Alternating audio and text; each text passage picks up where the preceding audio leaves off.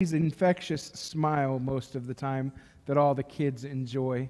And everyone's like, why is he doing?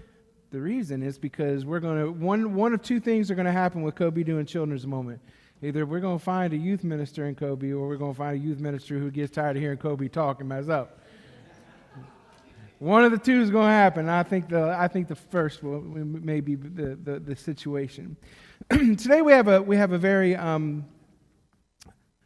controversial message, because when this gets preached in a lot of churches, the first thing everybody does is, if they read the scripture in the bulletin before, they're going to skip church that day. Or they come prepared to have the pastor say, okay, it's time to go into our financial campaign, and that we all need to start giving some more money. And if you got land, and if you got this, and you got that, you need to make sure that the church has a portion and a part of that. That's not going to be this message today. I want to share with you a story, first of all. And the only way I know to do it is to use myself as an example, is that when I came up in a very poor situation where I was always struggling. Michael, there was never a time that we didn't struggle as a child. And so when I hit adolescence and I got into my teen years, I learned to survive. And I don't know if any of you know what the difference is between survival and living, but there's a difference. And so the time I was 18, I could survive out there on the streets. And I came across this young man at 70 years old. His name was Daryl Hobbs. And he had this thing, and I didn't realize until just recently that I picked up a lot of things from him. He did this thing when any time that he felt the Spirit hit him, he'd go, huh. And he'd go about doing what God asked him to do. Huh. If you messed up. If you were talking silly, he'd go, huh. Well, he introduced me to a bunch of friends. And the first thing that he did, he said, I want you to come and repo cars for me. And I said, I can do that. I'm good at that. I can find people. I can take a car. And as you heard Kevin talk, Kevin was part of that. We had fun all the way to Tennessee, up into Cleveland, anywhere over into Michigan. We had fun repoing cars. And the next thing he says, you know what? You're a very smart individual. We're starting to falter in our portion of the business that is the salvage area. I need you to work on that. And I said, okay, I can do that. Well, there came a point where they went to this program in the government called Cash for Clunkers. And I don't know if any of you remember that, but if a car got less than 30 miles to the gallon, big Escalades and all of the big SUVs, the government would buy them back. Well, that was our bread and butter. And so all of a sudden, we're losing money left and right. And he introduced me to this club that he was in. And this club was a car club. But on top of that, they were something else. They were a group of brothers. And so I got to meet people from all over the place. I got to meet Donnie Clamo. I don't know if that name rings a bell to any of you, but I got to meet Donnie Clamo, which was Clamo Racing, and he raced race cars. And then I learned that this man who had been mentoring me was the fastest man on earth, that he held the world speed record for a rear-engine dragster. He never told me. He was never bragging about it. Then we got a little further in, and he started bragging a lot. But then I got to meet people like Big Daddy Don Garlitz. Has anyone heard of that? Yeah, so we got to hang out with those kind of people. And I'm like, oh my goodness, all of a sudden, they were handing me a $100 bill and saying, you can't walk around without money in your pocket. That just doesn't happen. What happens if you need something? What happens if you get stranded on the road? You should always have $100 in your pocket. And I said, I can't even make $100. How am I going to carry $100 in my pocket? And they said, no, we'll teach you how to do these things. And they started sharing with me the things that they do to make money and to be able to survive and how to live as a man in today's society. And nothing was withheld from me. I mean, my kids were coming up, and at that time I had just left, gotten out of being sick and was doing pretty well for a while. And all of a sudden we're traveling the world, and they're setting myself up with a business, and they're doing all these great things for me. And there was never a time that there wasn't any car that we could drive. No car was at all off limits. If the group owned it, we could drive it.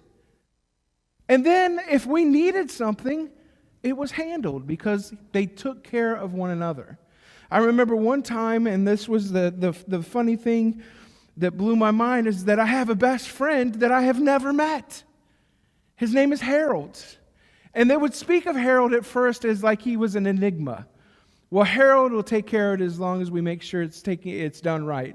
Well, Harold will help us as long as we're doing the right thing. Harold will help us as long as we are doing what God's will is.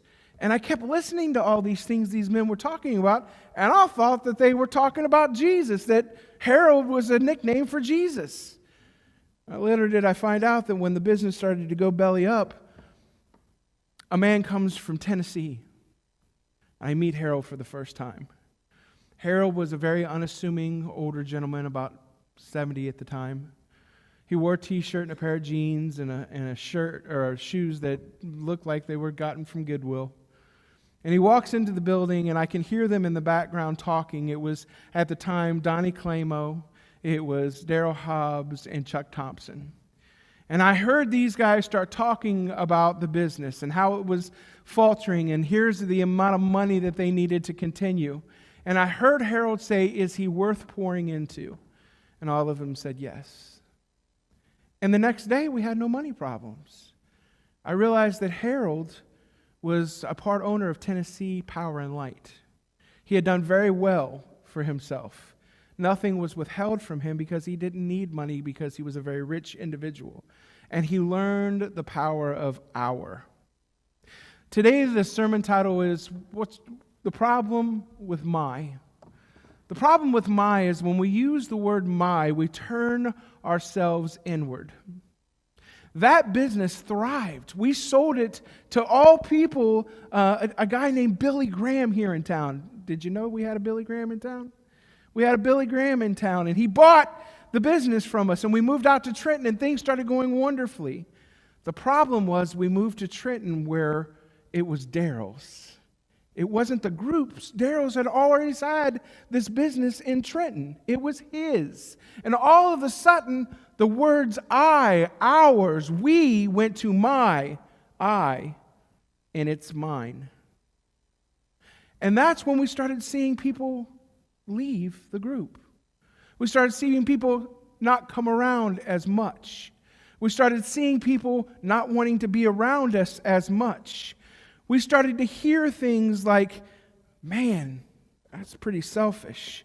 Remember when we did this? Shouldn't we be upset that we poured into this? Shouldn't we be upset that we paid for half of that?" And all of a sudden, everything started to get called back to my portion, my ownership, my building, my church, my life. The word my tends to make you want to turn inwards and make sure that you are only relying on yourself, only doing what you want to do, and only sharing what you want to share, when God calls us to do the exact opposite. Let's dig into the word first. And when we start to look at the word here, we see something really interesting that pops out at us. One of the things is that this scripture comes right on the heels of John and Peter getting questioned by the leaders, the Sadducees and the Pharisees of the day. They find no fault in them, and they release them, which then gives joy to the masses that they had just turned and started this new church. And so all of a sudden, they started praying more often together, not apart, not just for each other, but together. They first prayed for John and Peter, that they were okay, that everything was fine, that they were going to be out of trouble, that they would find no fault and no doctrinal error in the message that they were preaching. They prayed together for someone else. And then when they came to and they started to have church together, here's the words that jumped out, was that they were all on one accord in some translations. In this translation, it says, the believers were in one heart and one mind. This translates heart, the official heart, the mind. And the word psyche says in one soul. Not just mind, but in heart and soul and spirit. The Spirit of God had descended on them, and they were doing the things that God wanted them to do. One of the problems with moving back to Trenton was the work ethic of Daryl Hobbs. Daryl Hobbs was a workaholic. Everything he did, he went full force on. He worked and worked and worked, and he was a self-made man in so many different ways that when it came time to be in his building, with his tools and his toys, his work ethic came to mind. We must start to realize that even when we look at the work ethic of the people in the church that want to not give, we need to share with them that anyone can fall on hard times. Anyone can be in need. Anyone can need you in any moment and in any way. When we say that we brought all things together and none had need, it wasn't just monetarily. It was spiritually and physically and mentally. No one had lack. If someone was in need, we took care of it, is what the Bible is saying. Here we see that when we go into our own and we start to look at the way we do things and the way we handle things, we tend to want people to do the same. And we don't want to help anybody that's not doing the same because we don't think their work is worth the effort. The problem is the world is full of division. In a church today that is divided over politics, pandemic, race, and money, we should be crying that the church cannot come together and honor a risen Savior by sharing anything and everything that we have. I'm often thought about John 17:20 through 23 when I think of these things. In moving back to Trenton, we started to lose the people around us that were part of our team, people that would do anything for the greater cause. People that would want to be around us on a daily basis and share everything they had, not just monetarily, but the wisdom and the understanding and the love. John 17:20-23 says, I pray also for those who will believe in me through their message, that all of them may be one. May there be brought to complete unity to let the world know that you have sent me and have loved them even as you loved me. When I look at the church, do I see that? Sometimes. When I look at the church and see our endeavors, do I see that? Most of the time. When I look at the world, do I see that? No.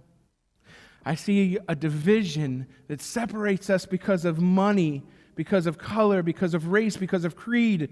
And I see people only thinking of the my and the I.